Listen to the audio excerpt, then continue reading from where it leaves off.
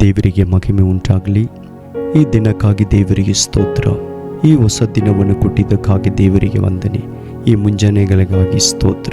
ನಾವು ಇವತ್ತು ನೋಡ್ತಾ ಇರುವುದು 2 ಥೆಸಲೋನಿಕೆ ಬರೆದ ಪತ್ರಿಕೆ 3ನೇ ಅಧ್ಯಾಯ 16ನೇ ವಾಕ್ಯವನ್ನು ನಾವು ಧ್ಯಾನ ಮಾಡೋಣ.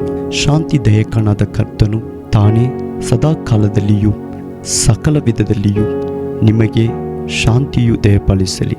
ಕರ್ತನು ನಿಮ್ಮೆಲ್ಲರೊಂದಿಗೆ ಇರಲಿ. ಈ ವಾಕ್ಯದಲ್ಲಿ ನೋಡುವ ಪ್ರಕಾರ ಯೇಸು ಸ್ವಾಮಿಗೆ ಒಳ್ಳೆಯ ಹೆಸರನ್ನು ಕೊಡಲ್ಪಟ್ಟಿದೆ, ಸಮಾಧಾನದ ಪ್ರಭು ಅಂತ. ಇವತ್ತು ನಾವು ನೋಡ್ತಿರುವ ಒಂದೊಂದು ಕುಟುಂಬದಲ್ಲಿ ಒಂದು ಸಮಾಧಾನ ಇಲ್ಲ, ಒಂದು ಸಂತೋಷ ಇಲ್ಲ. ನೋಡುವಾಗ ಬಿಸ್ನೆಸ್ಗೆ ಹೋಗ್ತೀವಿ, ಒಂದು ಕೆಲಸ ಕಾರ್ಯಕ್ಕೆ ಹೋಗ್ತೀವಿ, ಆಫೀಸ್ ಕೆಲಸಕ್ಕೆ ಹೋಗ್ತೀವಿ, ಕುಟುಂಬದ ಕಾರ್ಯದಲ್ಲಿ ನೋಡ್ತೀವಿ. ಒಂದು ಕಡೆ ಇರೋ ರೀತಿಯಲ್ಲಿ ಒಂದು ಕುಟುಂಬದಲ್ಲಿ ಸಮಾಧಾನ ಇರುತ್ತೆ, ಮತ್ತೊಂದು ಕಡೆ ಒಂದು ಸಮಾಧಾನ ನೋಡುವುದಿಲ್ಲ.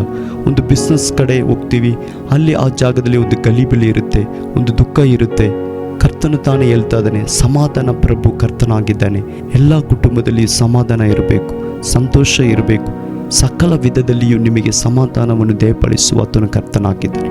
ಯಾಕೆಂದರೆ 2000 ವರ್ಷ ಹಿಂದೆಯೇ ನಮಗೋಸ್ಕರ ಶಿಲುಬೆಯಲ್ಲಿ ಆತನು ಜಡಿಯಲ್ಪಟ್ಟು ನಮಗೋಸ್ಕರ ಶಿಲುಬೆಯಲ್ಲಿ ಎಲ್ಲವನ್ನು ಹೊತ್ಕೊಂಡು ನಮ್ಮ ಪಾಪಗಳು, ನಮ್ಮ ಅಪರಾಧಗಳು ಆತನು ಉಣಲ್ಪಟ್ಟನು. ಯಾಕೆಂದರೆ ನಮಗೋಸ್ಕರ ಸಮಾಧಾನವನ್ನು ಕೊಡುವುದಕ್ಕೋಸ್ಕರ ಶಿಲುಬೆಯಲ್ಲಿ ಜಡಿಯಲ್ಪಟ್ಟನು.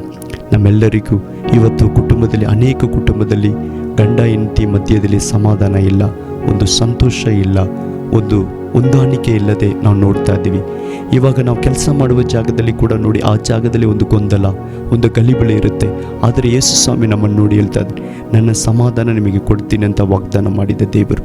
ಇವತ್ತು ಅನೇಕ ಕುಟುಂಬದಗೋಸ್ಕರ ನಾವು ನೋಡ್ತಾ ಇರುವಾಗ ಕಷ್ಟ, ಕಣ್ಣೀರು, ವೇದನೆ, ಒಂದು ಗೊಂದಲ ಇರುತ್ತೆ, ಒಂದು ಅಂಡರ್ಸ್ಟ್ಯಾಂಡಿಂಗ್ ಇಲ್ಲ. ಆದರೆ ಯೇಸು ಸ್ವಾಮಿ ನಮಗೆ ಸಮಾಧಾನ ಪ್ರಭು ದೇವ, ಸಮಾಧಾನವನ್ನು ಕೊಡುವಾತನಾಗಿದ್ದಾನೆ. ಆತನು ಕರೆದತ್ತ ನಂಬಿಗಸ್ತನು. ಇವತ್ತು ನಿಮ್ಮ ಕುಟುಂಬದಲ್ಲಿ ಸಮಾಧಾನ ಇಲ್ಲದೇ ಇದ್ದೀರಾ? ಇವತ್ತು ಯೇಸು ಸ್ವಾಮಿ ನಿಮಗೆ ಸಮಾಧಾನ ಕೊಡುವುದಕ್ಕೆ ಬಂದಿದ್ದಾರೆ, ನಿಮ್ಮ ದುಃಖವನ್ನು ಸಂತೋಷ ಮಾಡುವುದಕ್ಕೆ ಬಂದಿದ್ದಾರೆ. ಇವತ್ತು ನೀವು ಒಪ್ಪಿಸಿಕೊಡುವಾಗ ಆತ ನಿಮ್ಮನ್ನು ಆಶೀರ್ವದಿಸುವ ದೇವರಾಗಿದ್ದಾರೆ, ನಿಮಗೆ ಸಮಾಧಾನದಾಯಕನಾಗಿದ್ದಾನೆ. ನಾವು ಕಣ್ಗಳನ್ನು ಮುಚ್ಚಿ ನಾವು ಪ್ರಾರ್ಥಿಸೋಣ.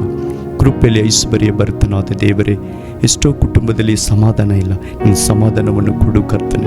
ಅವರಿರುವ ಕುಟುಂಬದಲ್ಲಿ, ಅವರ ಕೆಲಸ ಮಾಡುವ ಜಾಗದಲ್ಲಿ, ಬಿಸ್ನೆಸ್ ಮಾಡುವ ಜಾಗದಲ್ಲಿ, ಆಫೀಸದಲ್ಲಿ, ಕುಟುಂಬದಲ್ಲಿ, ಗಂಡ ಹೆಂಡತಿ ಮಧ್ಯದಲ್ಲಿ ಅಪ್ಪ ನೀನು ಸಮಾಧಾನಕಾರನಾಗಿರುವಾಗ ಅವರಿಗೆ ಪ್ರತಿಯೊಂದು ಕುಟುಂಬಗಳಿಗೆ ಇವತ್ತು ಒಂದು ಸಮಾಧಾನ, ಒಂದು ಸಂತೋಷ, ಒಂದು ನೆಮ್ಮದಿ ಯೇಸುವಿನ ನಾಮದಲ್ಲಿ ಉಂಟಾಗಲಿ. ಒಬ್ಬೊಬ್ಬರನ್ನು ಮುಟ್ಟು ಆಶೀರ್ವದಿಸಿ ಯೇಸುವಿನ ರಕ್ತದಲ್ಲಿ ಒಪ್ಪಿಸಿ ಪ್ರಾರ್ಥಿಸ್ತಾ ಇದ್ದೀನಿ ಪರಲೋಕದ ತಂದೆಯೇ, ಆಮೇನ್.